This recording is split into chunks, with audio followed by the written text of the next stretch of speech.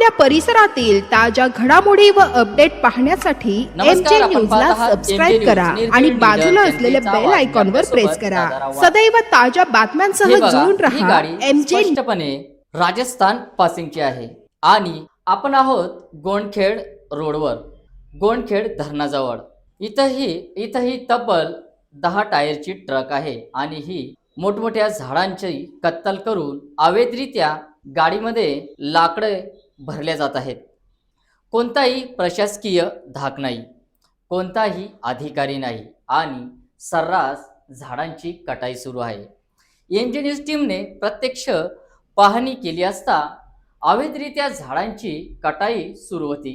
मोठ्या प्रमाणात लाकूड ट्रकमध्ये भरले जात होते।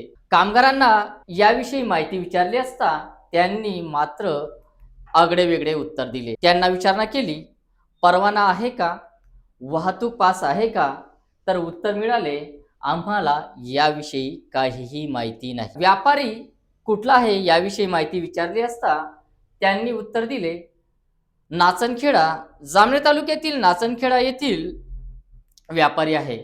स्थानिक बीट गार्ड वन अधिकाऱ्यांना फोन व्हिडिओ पाठवला असता त्यांनी मात्र याकडे दुर्लक्ष केल्याचे मात्र या ठिकाणी एमजे न्यूज टीमला निदर्शनात आले। एमजे न्यूज टीम 2 तास घटनास्थळी उभी राहिली, एकही अधिकारी आला नाही। वारंवार फोन करूनही कारवाई मात्र शून्य।